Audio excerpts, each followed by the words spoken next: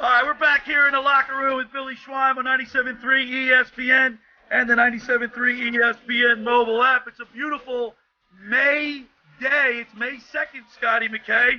And, of course, you know what happened on May 19th back in 1973, 74. Right.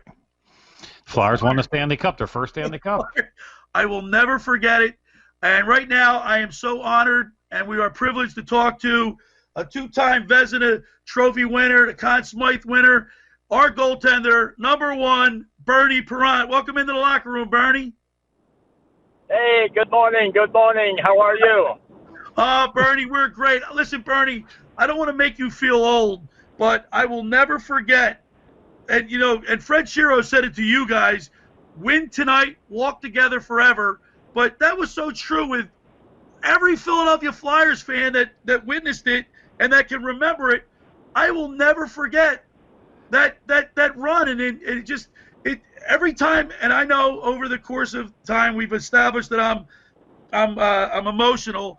But Bernie, every time I watch the replay or hear Gene Hart's call, I'm in tears.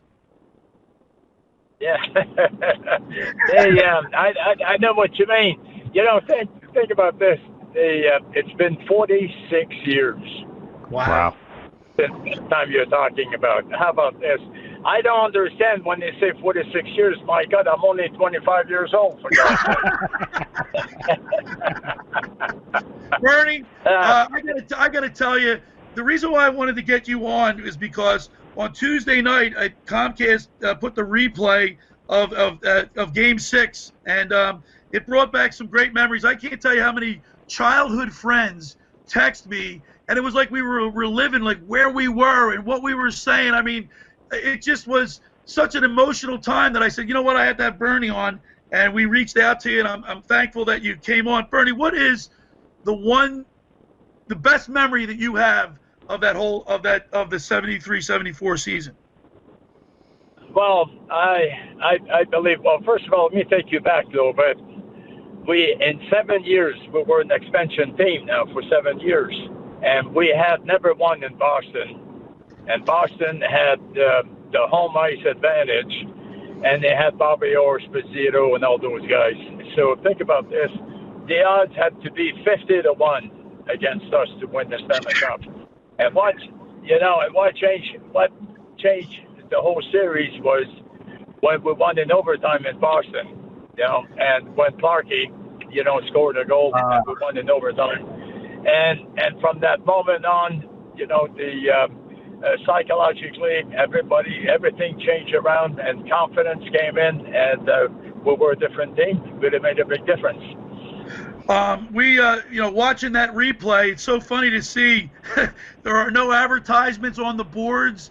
The sticks look shorter, but the outcome is still the same. And here Gene Hart make that call. Orr shoots the puck down the ice. Parent makes the save, but you didn't really actually make the save. It went right by you, right? Yeah, it went by me. Thank God it missed the net. Looked like you were already celebrating. Oh, definitely. I was looking at the clock and thank God he missed the net, because that could have been the goal, That would have been the goal. That would have been the goal. There's no way we would be talking today, that's for sure.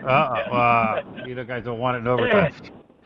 So, hey, Bernie, so you obviously, I don't think a lot of people remember. I mean, we all remember the wins, but you had 2 shutouts. And you had a shutout in that game, a 30-save shutout in that game. I mean, was your focus that good? I mean, I hear that you're still till this day, you're still a very superstitious person. Did you go through all the rituals prior to the game and get yourself ready? Of course you do. First of all, before every game at 4:00 in the afternoon at home, I used to watch the Three Stooges. Okay? Oh yeah. And because my philosophy has always been the same. When you're happy, beautiful things, you attract beautiful things. So that's number one. And number two, you don't register a shutout the 6th game at the Stanley Cup by yourself. You have to have a great team, a great coach, you know, and for us to beat Boston 1-0 at home, the sixth game was a combination of so many good players on that team. That was incredible. Did you have 13 mushrooms? 13 before mushrooms, the game? there you go. Before the game, yes. Okay. And they weren't the magic mushrooms, were they? Whatever it helped. Let's just put it this way: it helped, that's for sure. But you know, you have to remember too that you know, if you picture the game, you know, the last 10 minutes of the game, the crowd. Think about this: we had 17,007. Think about this, 007, right? And the crowd was standing the whole time, you know, cheering and the whole bit. It has a big effect on the players when you have a beautiful crowd like this. That was just incredible. Yeah. We're talking with Bernie Parent, legendary Flyer goaltender, winner of 2 Vezina trophies, the Conn Smythe. And Bernie, you know, you mentioned the Spectrum. That place was electric, and it definitely was a home crowd advantage. But the save that you made, we were just talking about that, the kick save that you made. Who shot that in the final minutes of the game 6? It was Ken Hodge. Ken Hodge, okay. Ken Hodge. And let me share just a little story with you guys. A very powerful story. My mom was born May 19th, okay? And my mom passed away a year before we won the Stanley Cup on May 19th. Yeah. And we won this Cup on May 19th. Isn't that awesome? Isn't that something? And that I feel you're talking about Ken Hodge, and you know, I remember that save. And it wasn't me that made the save; it was my mom. That's for sure. And of course the bumper sticker. The bumper sticker, only the Lord saves more than Bernie Parent. Yeah. And you know what? One day I challenged this, and I said, I'm going to walk on water. And I almost drowned. So that's when I decided to go out and buy a boat. It's a lot safer, believe me. Yeah. Bernie, another thing that, you know, Scotty McKay and I are hockey guys.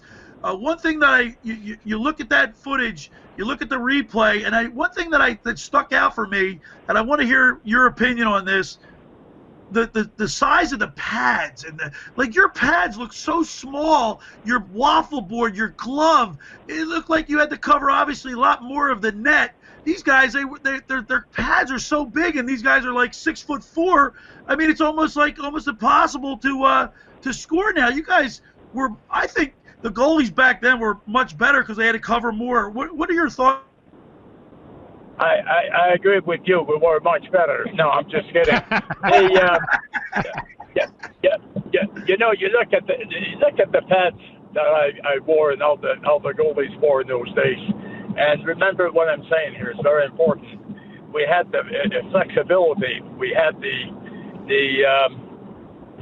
you know, the power to move your legs sideways to with your skates to redirect the rebound to the corner and stuff like this. And you have more freedom than they have today. And don't misunderstand me. They're great goaltenders that we have, beautiful goalies. But the style had to change because if you see all the goalies dropping to their knees today, it's because the equipment won't allow them to turn their legs and kick the puck to the sides because it's so wide and so stiff. You know, so it's a different game today. But having said that, they're just as great and even better. You know, we have some fantastic goalies in the league, especially with the Flyers. Yeah. What are your thoughts on Carter Hart? I really do. I like him. As a matter of fact, 3 months ago, I got introduced to him. I had my beautiful wife next to me, and the kid is Jenny. 1. Yeah, of course. She's right here in the car. Want to say hi to the folks, Jeannie? Yes. Hi, guys. How are you? How are you? And she was standing next to me, and he comes in, you know, a great personality that he has, by the way. And he goes like this, oh, my God, So I figured I made a big impression when he was looking at my wife. Of course. So, of course, but anyway, going back to this young kid, he has what you call this anticipation, which is a gift from God. You know, you don't teach that. And this is what he has. And what I mean by that is it helps him to anticipate where the play will go, just like guys like Gretzky and those guys, you know. And once you anticipate where the puck is going to go, then it helps you to be at the right place at the right time to make the save. You know, great. They're going to win the Stanley Cup with him. That's great. Hey, Bernie, you know, it's funny. Each week we do a lot of work during the week to try to come up with the topics. It's getting tougher now with not sports being on. And then, we do our homework to figure out what we're going to talk about when we have our guests. So I did a little homework on you. And I heard that you and Jay Schneider used to go hunting together. And your daughter, Kim, had made you guys a cake to take with you. And you took it. And when you got to where you were going, you dropped it on the ground into the gravel.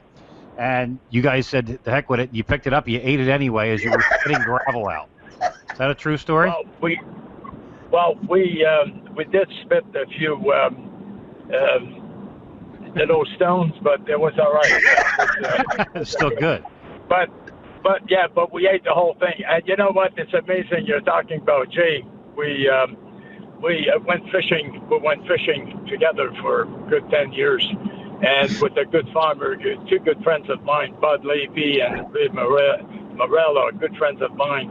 And we went to different parts of the country, even in Colorado, and we had some beautiful times. And I'm glad you brought that up because they're beautiful memories. Yeah, beautiful. And that's what it's all about. You know what? I tell people, I said, you know what? A lot of people, you talk to people, they say, well, I'll wait to do something when I get older, and don't wait too long because you won't be able to do it. That's for sure. Wow, Bernie, true. you one of the things that you guys will always have is your camaraderie, the friendships that you've made, the people that you've met, all because of playing a game of hockey, man. Talk to us a little bit real quick. One more question.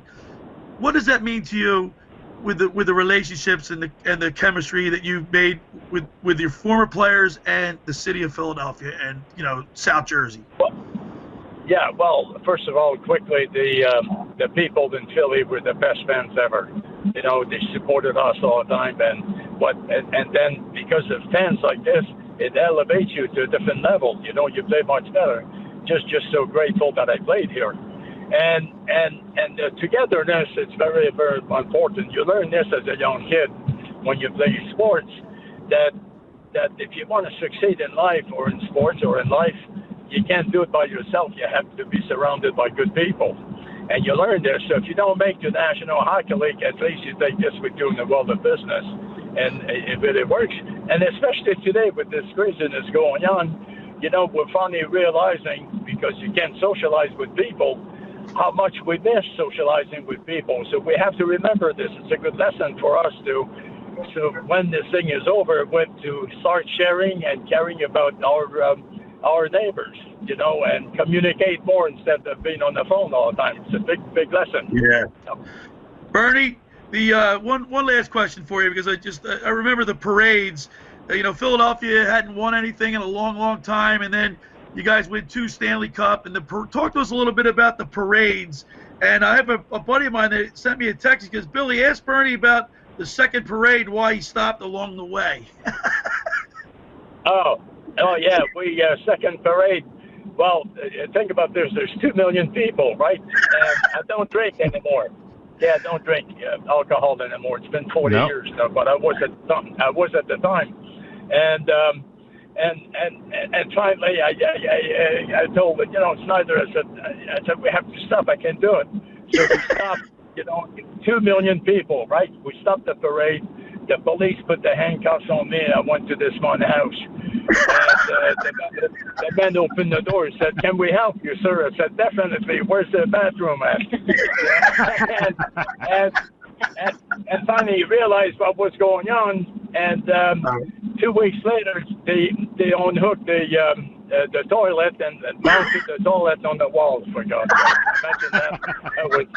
That was crazy. You know, those are beautiful, beautiful times that I'll never forget. You know. Me neither, Bernie. And I got to tell you, I want to thank you so much. I mean, it's surreal to have us, isn't it, Scooter, to have Bernie on? And yeah, absolutely. We thank you so much, and we really appreciate it. Thanks for the memories. Yeah. Best wishes to you and Gideon. Stay safe. Yeah. Thank you guys. so much, and have a great day, guys. Yeah. All right. You too. Bye-bye. Come on, Scooter. There's Bernie Prawn. It doesn't get any better than that, Scooter. I know. We should have had him hold on through the break. I know, but, we were time constraints. And but it was so cool. I love his accent, don't you? Yep. French-Canadian. All right. The first hour of the locker room was powered by Surety Title. Surety provides comprehensive title insurance protection and professional settlement services for home buyers and sellers, real estate agents and brokers, lenders, home builders and developers, and attorneys to facilitate real estate purchases, construction, and refinances. Surety is an industry-wide leader with a team of experts that will help you through the entire process from contract signing to closing, from the shortest center city and every place in between. Surety Title is there for you. 15 office locations in New Jersey and PA. That's Surety Title. For more information, call Ron Conklin at 856-988-8900. Friends, let me tell you about Maserati, the main line. Located minutes from downtown Philadelphia, they offer a customer-focused car buying experience designed to exceed all expectations and invite you to stop in and learn about their entire line of premium luxury vehicles, including the sporty Ghibli midsize sedan and the class-defining all-new Levante, the only SUV worthy being called a Maserati. Maserati, the main line, is a national leader in Maserati certified pre-owned sales, named top certified retailer in 2018. And now they're getting ready to open up the showroom. And Scooter, I got an email from Michael Pileggi, our good friend. And you should see they put these wraps on the steering wheel. Like if you take your car in for service, they put plastic wraps on there so everything's sterilized. They're cleaning the whole, super disinfecting everything all the time. So pretty soon they're going to open up, and you're going to get the Maserati, the main line. Give them a call at 484-804-4800. Call my good friend Michael Pileggi at 484-804-4800, or visit them online anytime at motml.com. And just about everybody in our area has heard about the Jersey Man and Philly Man magazine run by ex-Philadelphia tight end Ken Dunnick. But were you aware of their private business network they call the Legacy Club? Every month they hold private events at upscale locations in Philadelphia and South Jersey that attract over 200 top business people. If you have an interest in attending one of these events and see it's a fit for your business, send an email to Ken at jerseymanmagazine.com or call him at 856-912-4007 for more information. All right, when we return, we'll wrap up the first hour. You're listening to The Locker Room with Billy Schweim on 97.3 ESPN and the 97.3 ESPN mobile app.